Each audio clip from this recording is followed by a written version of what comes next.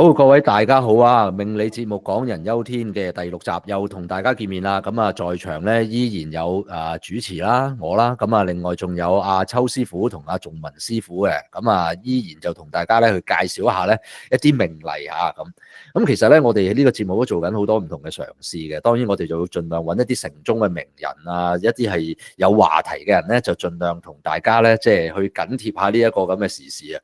咁啊，我哋上集就係講緊姜濤啦。咁啊，即係當然我哋都睇到，有啲 fans 都有入嚟去留意我哋，睇到我哋節目喎。咁啊，喂，咁我哋就即管又試下，即係講下咧一啲嘅城中名人話題。我哋今次就講下軒公張敬軒好唔好啊？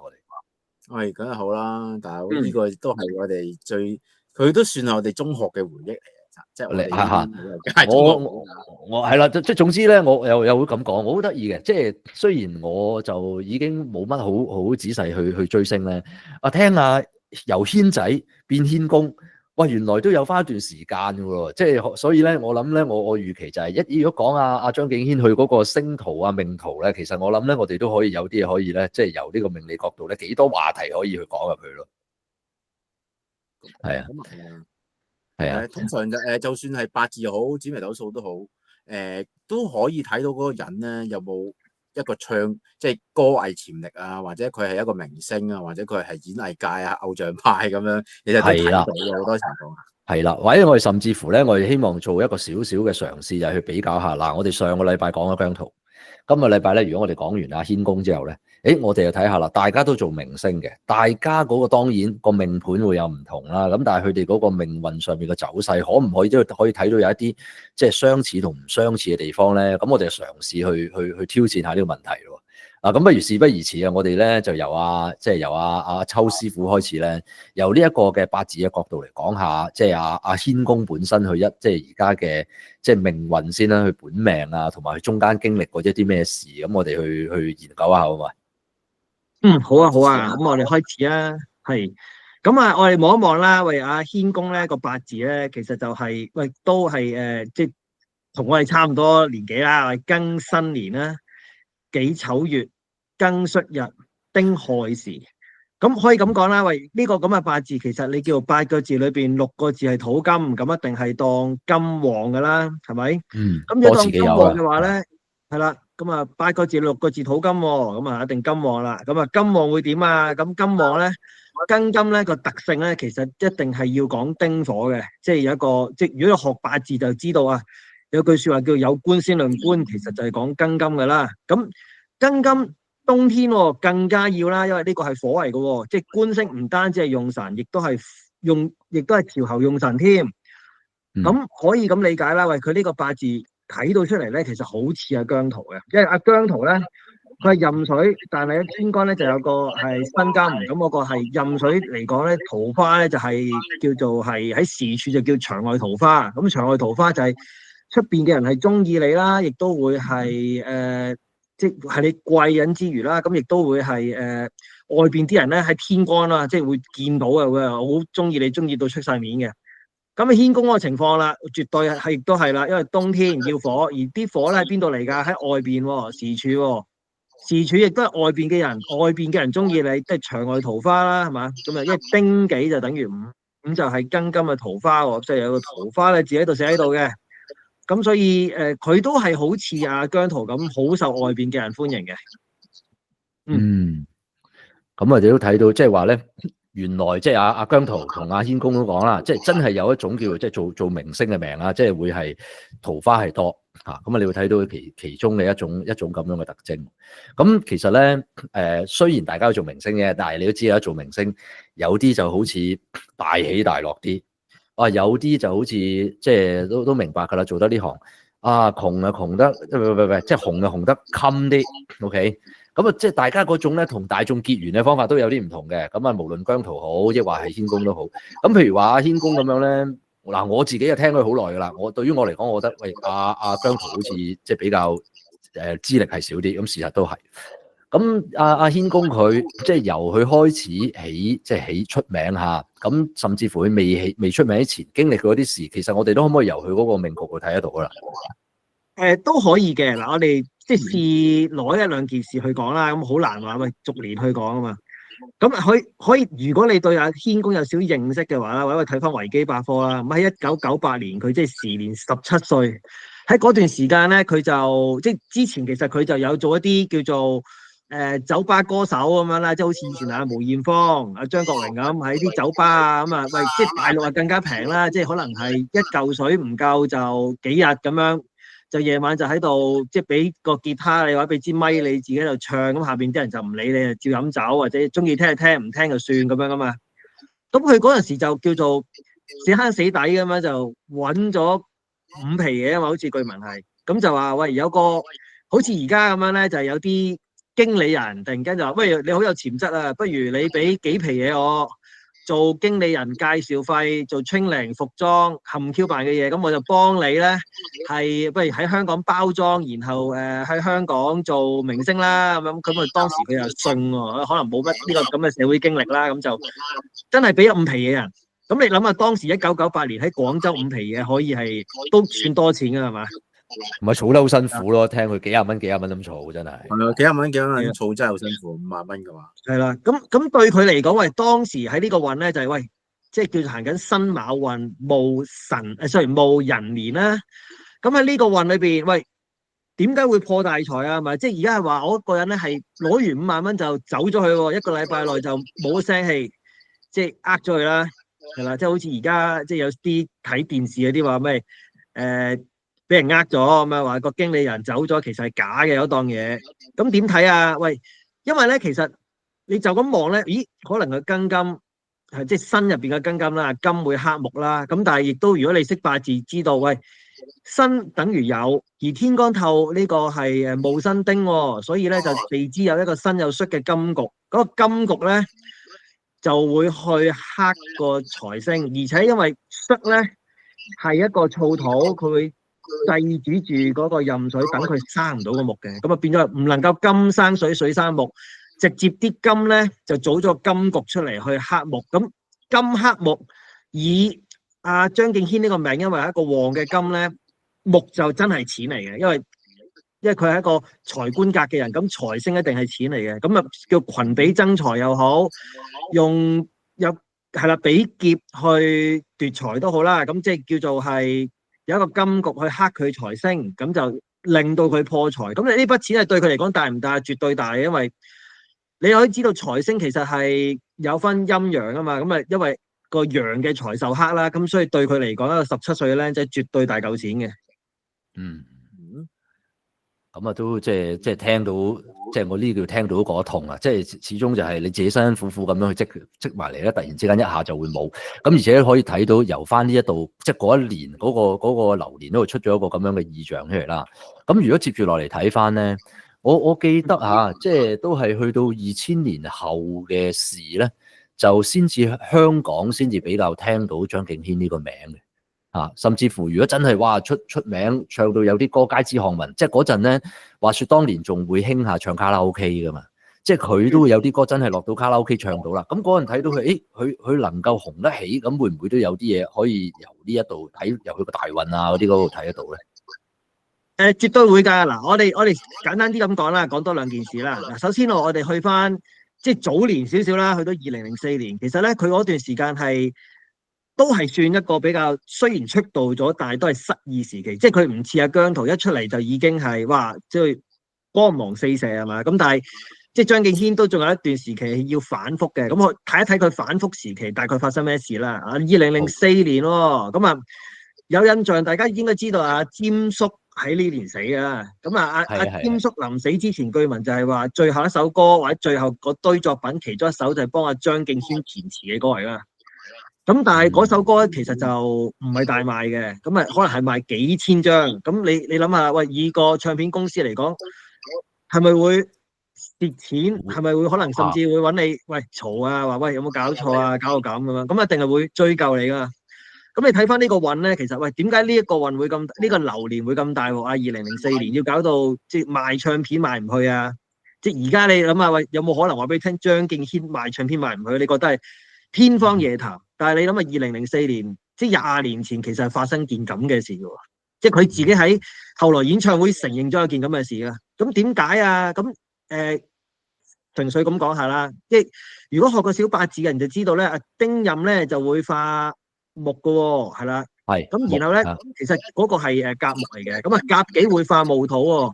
咁你可以咁諗一樣嘢啦，咁即係將天干原本你嘅用神化作一啲土，咁你頭先咁講過咯喎，8個字裏邊6個字土金，咁你係唔要土噶啦，再多土就係唔靚啊，咁啊所以天干就化到啲土出嚟，咁而且係神喎，咁啊即係叫做遇龍則化啦，咁啊即係天干化咗堆土一定化得成嘅，化得成嘅話，咁自然就係即係土重就金埋，咁啊自然就容易埋沒啦，咁即係叫做個運係差啲啊，冇咁容易出名啊，咁喺呢個流年嚟講就真係賣唔去唱片係應到件事嘅，咁你再睇翻後邊啦，因為佢其實係用火嘛，咁開始叫做2016年開始行啲火地啊，咁咪會好翻啲。所以你見到咧，佢個分界線其實2011年到2014年嗰段時間咧，都仲係差嘅。話好似聽聞係咪廣州個 studio 俾政府去拆定唔知，即係總之係收翻，都搞到係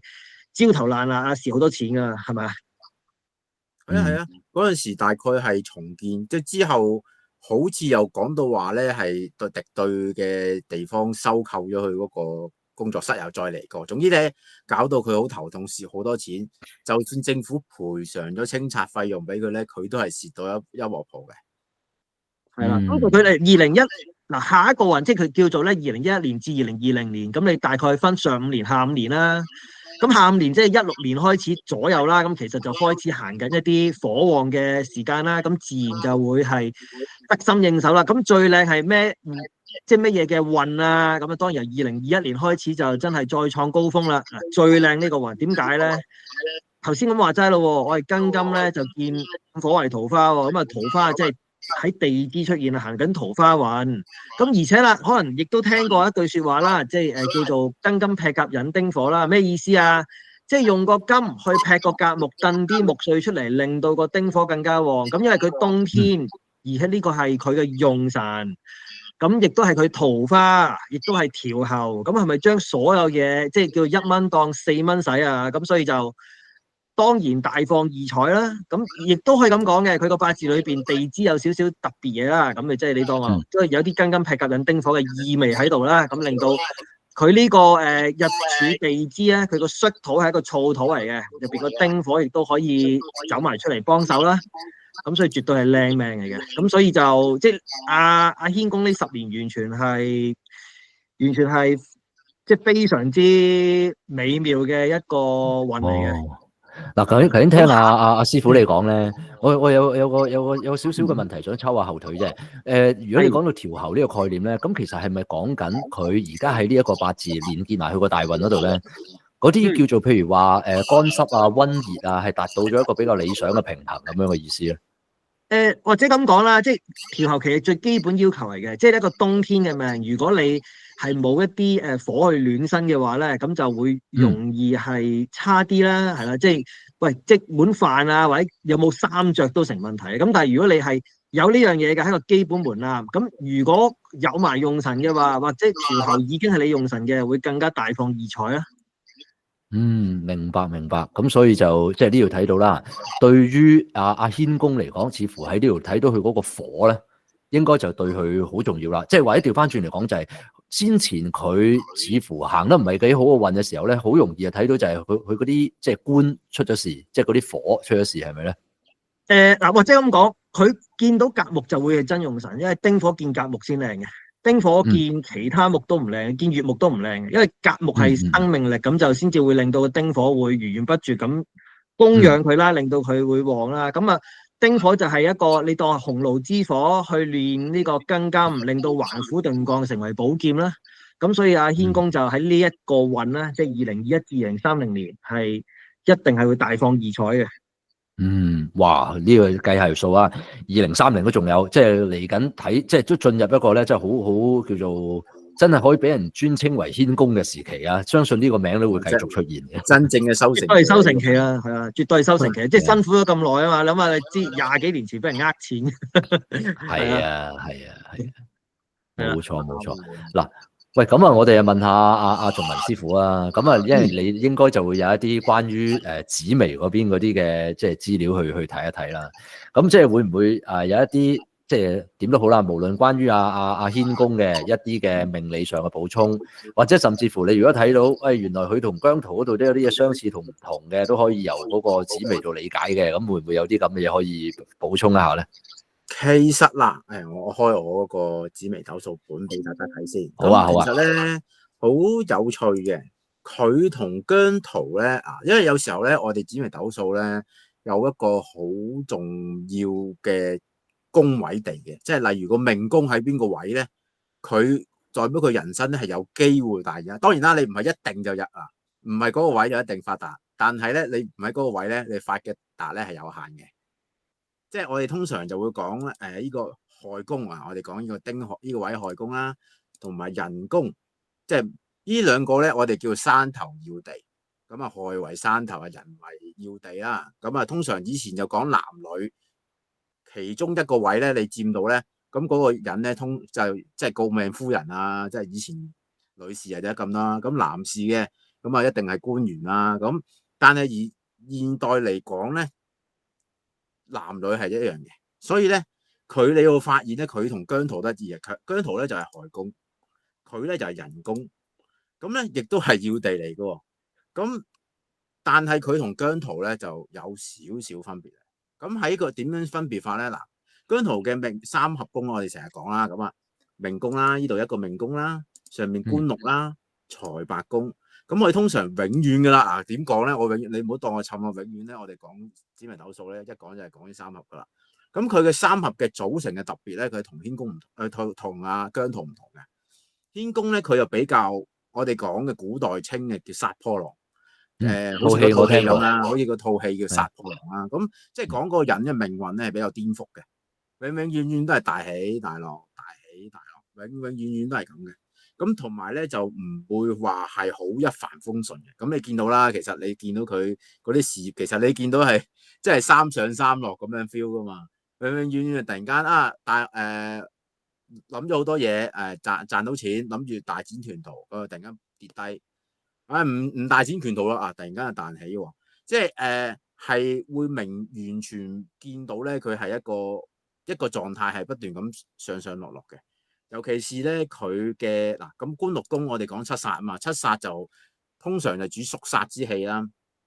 咁咧亦都係一個大起大落嘅位嚟嘅，即係呢三粒星都主大起大落。而對大起大落嘅咧，呢粒咧就係呢粒將帥星咧，就永遠都係犀利嘅。所以喺官位嗰度咧，佢嘅工作事業運咧，佢係一個比較辛苦同埋比較多嘢做嘅。咁啊〜財帛宮，我哋睇翻財帛宮啦，咁啊見到嗰個丙戌啦，咁你見到啊，其實咧佢最淒涼就係乜嘢咧？就係講佢呢個命咧最麻煩嘅地方係會破財嘅。點為之破財咧？因為每一集都有講啦，都係又係嗰兩樣嘢啦。地劫、地空呢啲空劫星，只要有呢啲空劫星喺嗰啲宮位咧，通常都係敗宮位嚟嘅。咁你見到啦，咁佢有個地劫星，即係無論如何咧。佢個一生人咧，都會因為某一啲地劫咧，可以講係一啲叫做外來嘅劫難。咁以前講嘅地空就係自己自爆啦，咁但係地劫咧就通常啲外來嘅劫難嚟嘅，即係例如好似當其時佢攞筆錢去做一個諗住大展宏圖嘅，佢突然間咧就俾人呃咗嘅。好似話去廣州開個嗰個錄音室啦，咁啊突然間廣州市政府咧都會話市政規劃嘅，一下就劇咗你嘅。咁咧，你就發現咧，佢無論如何咧，嗰啲嘢咧，全部都係外來咁飛嚟嘅。然之後咧，令到佢嘅錢咧破財嘅力量好大嘅。咁有不幸有幸有不幸啦。咁其實因為破軍星咧，呢啲星咧本身咧係一粒破耗星，即係你都識講啊。破軍就係一啲叫紂王啊，中意使大錢噶嘛，中意大起大，使晒佢使晒。咁啱咧，佢一粒破空劫星喺度。咁呢啲通常呢啲情況下咧，呢啲煞星破耗星遇到空劫星咧，反而咧佢就冇咁傷，即係佢嗰個大使嗰個情況咧就細啲嘅，細好多個。但係當然啦，咁啊換咗另一樣嘢破財啦。咁但係反而佢自己自身會攞出嚟使錢，我攞出嚟，我今日一擲千金買個壺，聽聽日買兩個套衫係幾千萬嘅，咁冇咗呢啲特性，所以咧佢個人咧就變咗成個故事就係一個俾外來劫財嘅人啦。咁同埋就係啦，你睇到啦啊之後咯，遷移宮咁唔係淨係講移民啦，遷移宮我哋會講係一啲門面啊外邊人哋睇嘅形象。咁廉貞星係咩嚟嘅咧？就係嗰啲叫做即係一啲叫奸，以前我哋講嘅奸相啦。咁但係通常而家我哋講嘅就係嗰啲即係只求目的不擇手段嘅嗰啲邏輯嘅人。所以咧，通常咧，如果有啲星喺遷移宮咧，佢係主佢個人咧走走趯趯，好好嘅，周圍行嚟行去，又會周圍走嚟走去啊，做好多嘢，好忙嘅。咁啊，雖然頭先講嗰啲嘢係古代係講得差，但係通常呢啲以前咧係唔中意人咁樣做噶嘛。即係呢啲嘢係唔啱噶嘛，咁而家做嘅梗係冇問題啦。再加埋佢遷移宮，你會見到咧有粒祿存星喺度嘅。祿存咧，一個最有趣嘅地方就係咧，佢係最好嘅位置咧，通常就喺遷移宮。因為點解咧？有聽過孔夫子噶嘛？又係關於孔夫子，因為夫子咧佢嗰粒祿存星咧就喺呢個叫做遷移宮嘅。我哋古代叫做活祿在四馬地啊，即係咩叫活祿咧？活祿嘅時候咧，就叫做文章咧係財氣滿天下嘅，即係你即係會唔會反而係越係走走趯趯多，佢反而就個名氣就越大咁樣咧？係啦，冇錯啦，佢個名氣大，文章滿天下。當然啦，佢唱歌啦，咁當係文藝嘅一部分，唱片滿天下啦，係啊，所以佢嘅聲望係特別高嘅，係啊。即係反而佢呢粒祿存星咧，佢個位置非常好。咁啊，我哋再回頭睇翻啦。咁其實你又見到粒天馬，咁天馬同埋天馬星加埋呢個祿存星，通常喺對面咧咁一對咧，我哋呢啲叫六馬交馳啊嘛。六馬交馳一旦出現咧，嗰個人咧越動咧就越發達。即係你總之不斷咁衝，不斷衝咧，佢就會發達噶啦。咁你係咪？所以你咪見到其實咧，佢成個盤嚟都好靚嘅。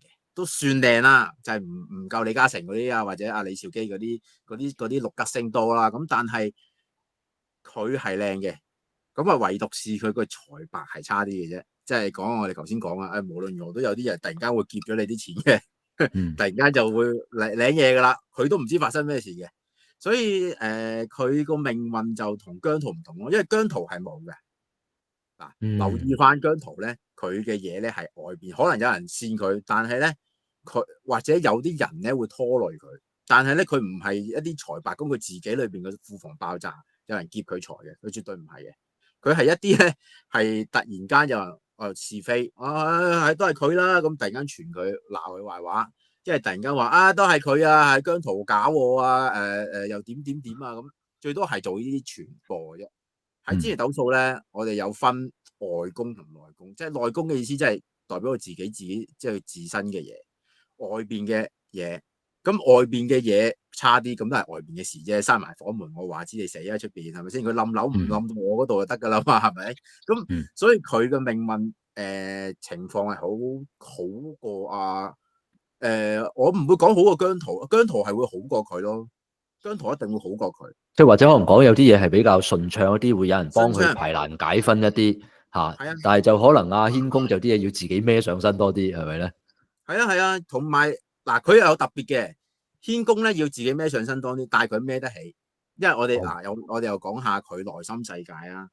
因為如果佢同阿姜濤比，我哋睇翻福德宮啦，喺個庚辰位。咁你見到紫微同天相啦，紫微星係永遠係紫微斗數啊嘛。紫微星喺邊度咧？嗰個位就特別好嘅。咁紫相喺福德宮，即係代表佢本身，因為福德嘅意思即係自己承受嘅，即係享福嘅位置啦，或者一啲叫內心世界嘅位置。咁你紫微喺紫微同埋天相嗰度咧，就代表佢個人係承受得到，享到福嘅，同埋呢個人係比較算唔會太差。即係就算佢有抑鬱咧，佢都唔會差到去要生要死啊，或者突然間肥咗即係喺個熒幕度大家見到，即係佢未去到一個會令到人哋見到，同埋佢嘅內心世界比較好少少嘅，所以佢承受力係高過阿姜濤。即係佢有啲咁嘅唔同咯。係啦，咁嗱，咁當然啦，我哋係純粹用一個即係咁，因為咁啱我哋最近呢兩集就係分別講阿姜濤同阿軒公，有時好多嘢就係大家咧睇得多，即係呢啲偶像明星都知嘅，人人個軌跡都有好唔同嚇，亦都真係有啲順風順水啲，有啲啊大起大落啲，係咪？然之後咧又係即係同埋各有各喜愛嘅，即係你又唔需要話中意得姜濤就唔中意阿軒公嘅，係咪先？你可以全部都要，係咪？即係一樣係可以。咁所以咧，你都會睇到啊，同做人成功一樣啦。你淨係單睇邊一個嘅明星可以叫做即係閃得靚啲、紅得多啲，你都發覺係好多種唔同嘅方法。即係又記得咧，軒公初紅嘅嗰個時代，仲係軒仔的時代嘅時候，係嗰陣係突然之間好興嗰啲創作歌手啊，唔知大家記唔記得？有好幾位一齊出噶嘛，嗰陣係咯。咁啊，好多噶係啊。咁當然啦。你發覺原來到而家咧，原來自己本身有才華有能力嗰啲，又亦都可以繼續靠比較容易靠住自己嘅能力係繼續紅落去，咁亦都有係咪嚇？咁啊當然，如果你本身個團隊遇到個好嘅貴人嚟幫你包裝得靚靚咧，咁你亦都可以係即係叫做有個好嘅星途咁樣。咁所以就呢度都睇到啊，人嗰種命運啊，即係嗰種成敗嗰種咁嘅方式，亦都可以真係有好多唔同嘅組合啊。咁我諗嗱，譬如我哋今日講阿軒公就仲有冇咩補充添啊？或者如果唔係，我哋就暫時講到嚟呢度先噶咯。係啊，暫時都 OK 啊。咁啊，起碼俾大家知道已經兩個明星，雖然大家都好受歡迎，但係其實佢哋個片係有少少，即係有一同有啲唔同咯。係啦。咁啊，但係我哋都有個觀察就係發覺咧，兩位都似乎繼續紅落去，好似唔係好成問題喎，似乎都。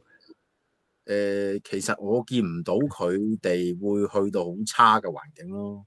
係咯，所以嗱呢啲咪得人羨慕啦，真係呢啲係咪？咪最嗱嗰句嗱，真係可能講得唔好聽啲，只要佢唔好似阿哥哥咁突然間諗唔開咧，基本上都 OK 嘅。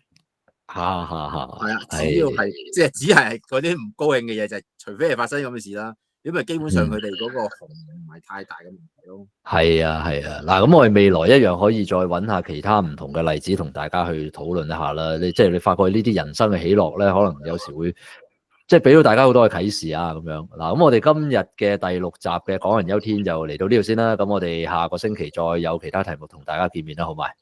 好嘅，多謝晒大家。拜拜。好，拜拜。